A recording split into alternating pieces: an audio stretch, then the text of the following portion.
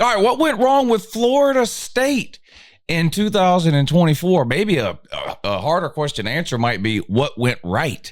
There's a lot more that went wrong than went right for Florida State in 2024. We're going to talk about it in today's video. I've done a series of these. I've talked about Georgia, Bama, and Michigan in this sort of what went wrong series of videos that we've been doing over the last several days.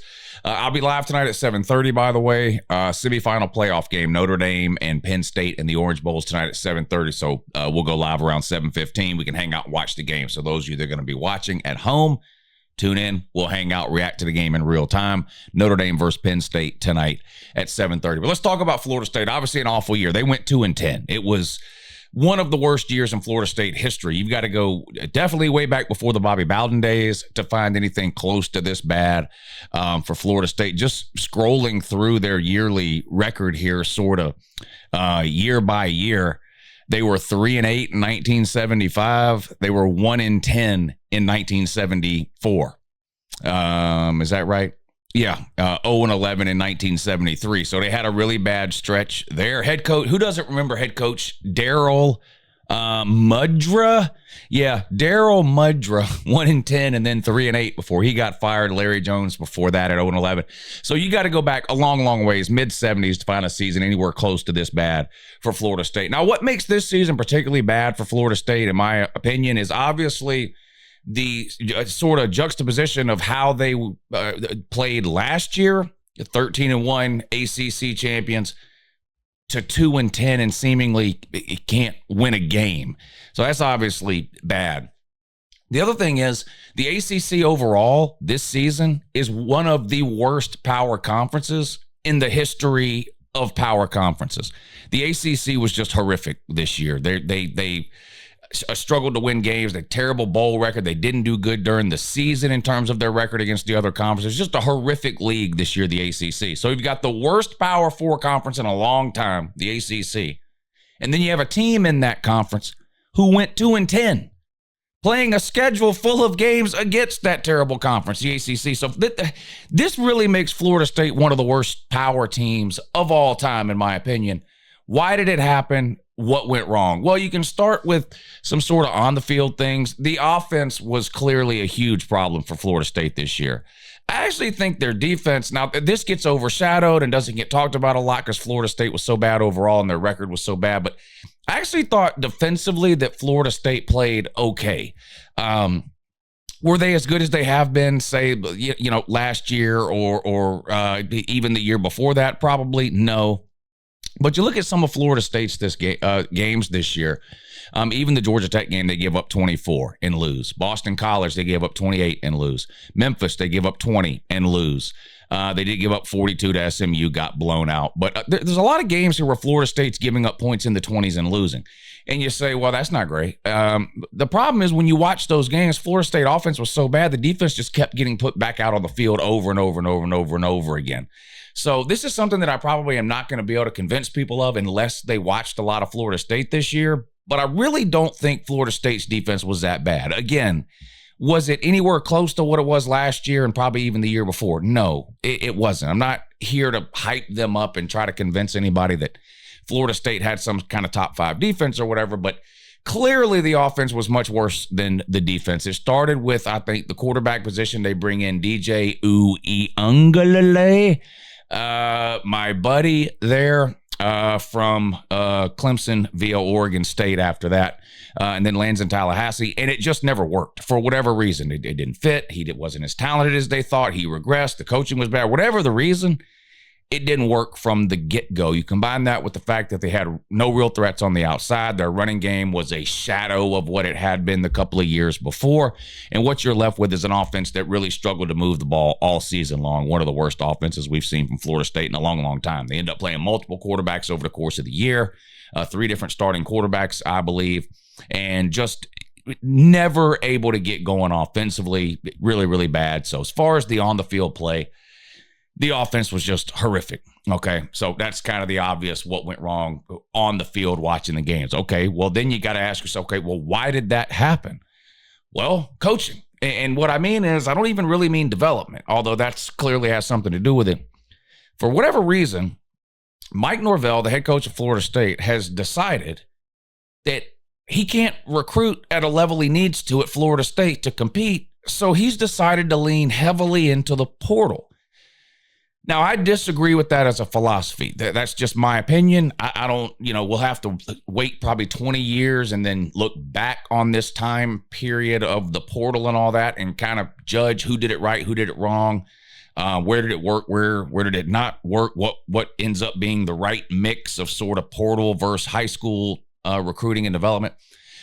My opinion is, and has always been and has not changed, that a program should be built through high school recruiting and supplemented through the portal. And Florida State has leaned very heavily over the last several years into the portal. Now, last season, 2023, that paid off. They struck gold, right? I don't want to use the term get lucky because you're obviously out recruiting these players. You're choosing who you take in the portal and things like that. So not all luck. They identified certain players at certain positions that they needed. They brought them in. And all of those players, or at least the overwhelming majority of them, ended up having a significant positive impact on Florida State in 2023. Well, when you do that, your turnover, and this is another issue with the portal, once you do it once, you almost pigeonhole yourself into having to do it every single year. You sign a kid out of high school, you in theory have him for 4 or 5 years. I understand he could enter the portal and transfer out, okay? But that aside, you bring somebody in from the portal, depending on what year they are along within their college career, in a lot of cases, you only have them for 1, maybe 2 seasons, and then they're gone. So what you do is you're creating a sort of never-ending cycle of having to replace half your roster. Instead of signing, go back to the old school way of doing things, you'd sign basically 20 to 25 guys a year, every year. And then every year you'd lose 20 to 25 guys through graduation or NFL. And you're constantly backfilling that with 20 to 25 players out of high school. Well, what happens is when you start supplementing that with transfers, those transfers that come in only have a couple of years of eligibility remaining, not the 4. So in a given year, you end up, instead of losing 25, let's say, players to the draft or graduation, you end up with a year where you're losing 30, 40, 45 players, either to the draft, graduation, transfer portal, whatever it is. So you're heading into an offseason looking at your roster going, we only have 55 players. We got to sign 30 portal players. So it ends up creating this cycle, right? And as long as during that cycle, you're hitting on the players that you bring in other words, all the players you identify out of the portal and bring in end up being successful, working out, fitting in, playing at a high level, all that kind of stuff, then it's fine. You have a season like you had last year at Florida State, or like Ole Miss has had, taking a similar approach to the portal, right? But what happens if a significant number of those players are misses, or don't hit, or don't fit in, or don't perform at the level you thought they would? What happens? Well, you end up with this version of Florida State that we saw this year, where they literally struggled all year to get a first down and were just an abysmal failure of a football team for the entirety of the season. So while it's easy to place blame on the players, and the players deserve a fair amount of blame, after all, they're the ones out there making the plays or not making the plays, blocking or not blocking, tackling or not tackling, completing the pass or not completing the pass. Fair to place some blame there.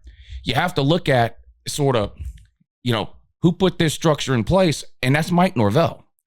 I guess I could be convinced that there are certain schools in certain parts of the country and certain conferences that, for whatever reasons, may not ever be able to recruit at a high enough level at a high school to sort of compete at the top end of college athletics, big-time college athletics. So for that reason, those schools need to rely overly on the transfer portal. Maybe I could be convinced or talked into believing that.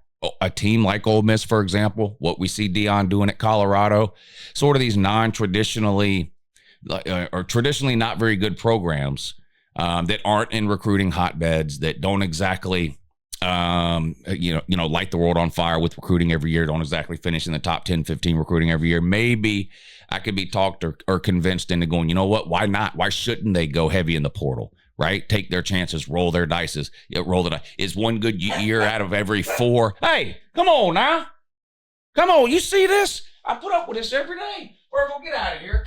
Go. We'll find something. You need to get a job, man. I'm serious. You keep talking. maybe a place like that, Ole Miss, Colorado, whatever, fill in the blank, they can't recruit at the level they need to out of high school to compete at the highest levels of college football. You can convince me maybe that it's okay for those teams to rely mostly on the portal, because they're looking at it like, okay, look, even if we only get it right or hit once out of every 3 or 4 years, that's better than not having any good seasons at all because we can't get the players we want out of high school. Florida State should not be in that category. For one thing, they're in one of the richest high school recruiting states in the country, Florida. They're right in the middle of Florida. They're the state university of Florida. You look at their recent history. By recent, I mean the last 30 years or so. They've been one of the best programs in college football over the last 30 or 35 years. Now, they were completely irrelevant for 50 years before that. But from the mid-'80s, up through really Jimbo Fisher in 2012, 2013, 2014, they were a powerhouse college football program. There's not a high school recruit in the country that doesn't know about Florida State and sort of the reputation and the tradition that they developed throughout the 90s and the 2000s of being a powerhouse football program. They're not Ole Miss. They're not Colorado. They're not Northwestern or Purdue. They're not one of these schools that would literally have to convince a high school recruit that they actually have a football team. Like, they should be able to recruit at a high level there. They should not have to rely on the portal in that way.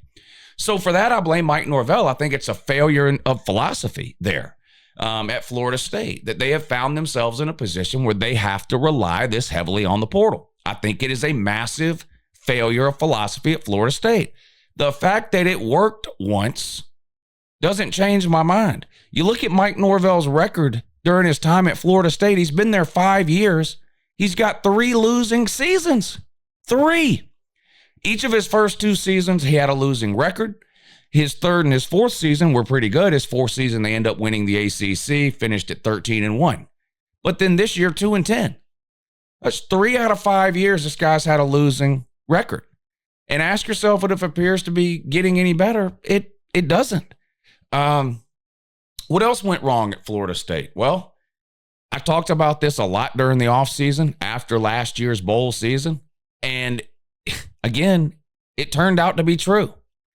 There are too many things going on at Florida State right now involving the football team and program that aren't about the preparation and games and actual football. I'm, of course, talking about lawsuits against ESPN, lawsuits against the ACC, constant, and I mean constant, crying, bitching, moaning, and complaining about last year's playoff selection committee, last year's playoffs, last year's bowl game, crying about ESPN, blaming Kirk Herbstreit every time they stump their toe.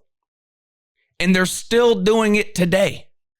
I went on Twitter yesterday, and there is a prominent Florida State Twitter account, a credentialed member of the Florida State media with a substantial following both on Twitter and podcasts and other places, that is still posting and commenting on Twitter about college football playoff selections, not the ones we just had, the ones from last year, and crying about ESPN and Kirk Herbstreit and the SEC. And, nothing is Florida State's fault. Everything is somebody else's fault. It's the ACC network's fault.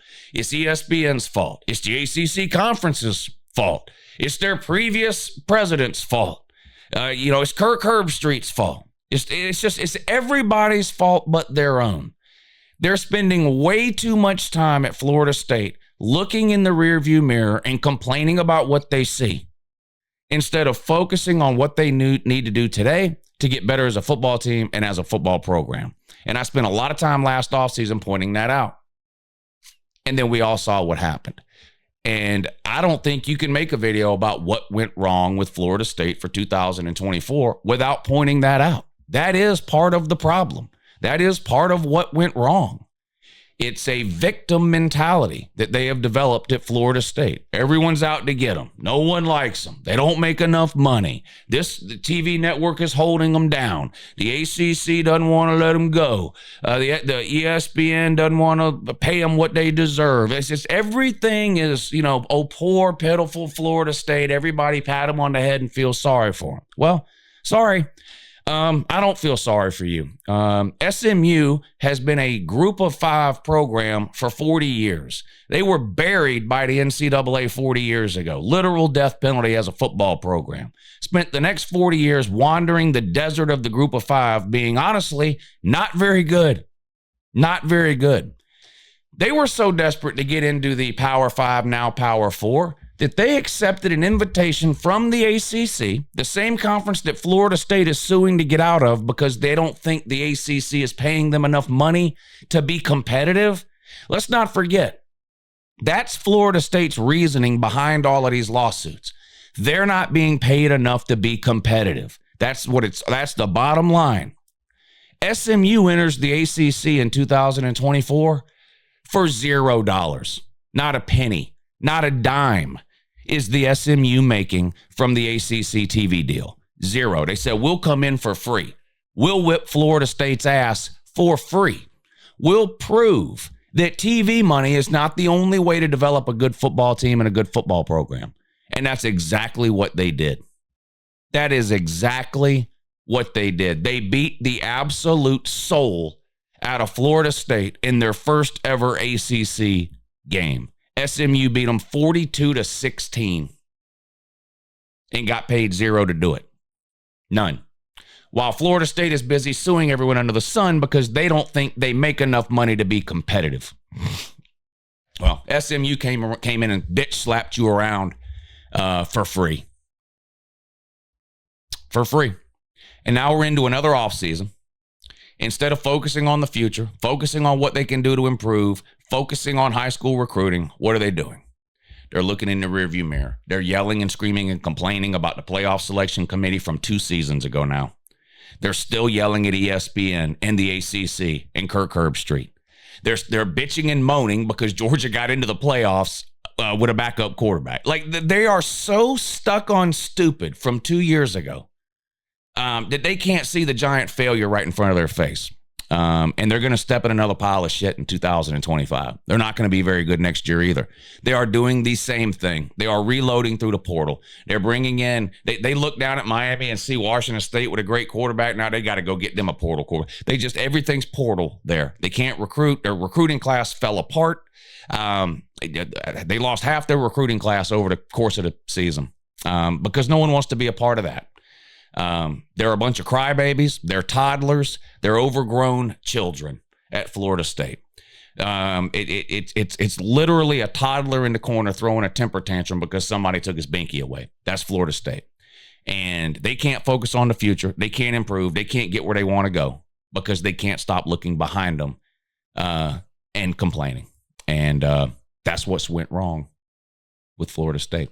Anyway, who else do you want to see me do? Let me know in the comments down below. Have a good morning.